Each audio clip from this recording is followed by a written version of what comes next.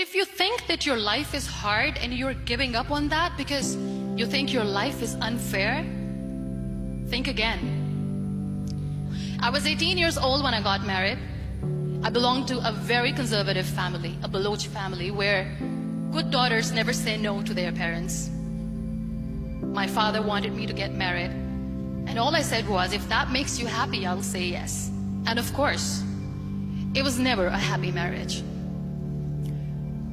Just about after 2 years of getting married, about 9 years ago, I met a car accident. Somehow my husband fell asleep and the car fell in the ditch. He managed to jump out, saved himself. I'm happy for him.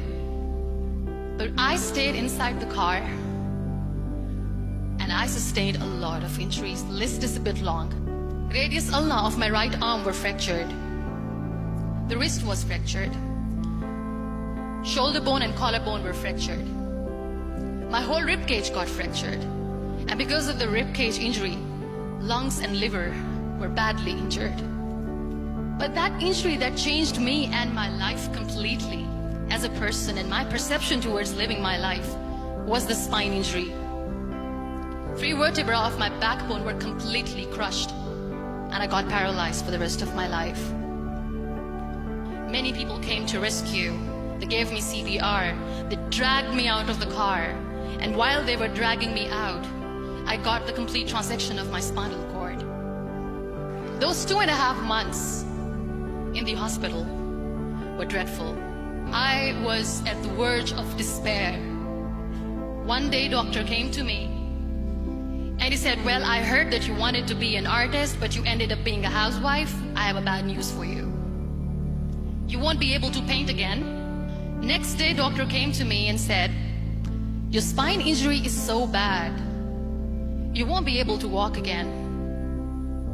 I took a deep breath and I said, it's all right.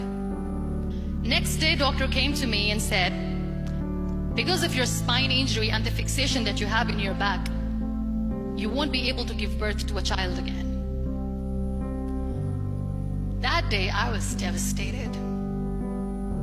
I still remember, I asked my mother, why me? And that is where I started to question my existence. Why am I even alive? And that is where I realized that the words have the power to heal the soul. My mother said to me, this too shall pass.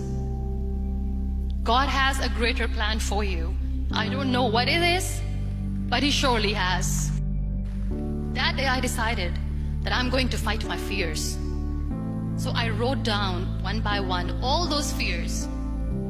And I decided that I'm going to overcome these fears one at a time. You know what was my biggest fear? Divorce.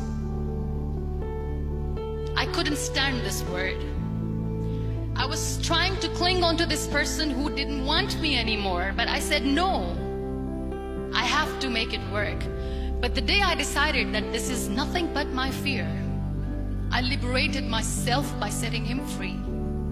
And I made myself emotionally so strong that the day I got the news that he's getting married, I sent him a text that I'm so happy for you and I wish you all the best. And he knows that I pray for him today. Number 2 was, I won't be able to be a mother again. And that was quite devastating for me. But then I realized there are so many children in the world, all they want is acceptance. So there is no point of crying, just go and adopt one. And that's what I did. 2 years later, I got this call from a very small city in Pakistan. I got a call and they said, are you Muniba Mazari? There is a baby boy and would you like to adopt? And when I say yes, I could literally feel the labor pain. I said, yes, yes, I am going to adopt him. I am coming to take him home. So when you accept yourself the way you are, the world recognizes you. It all starts from within. We have this amazing fantasy about life.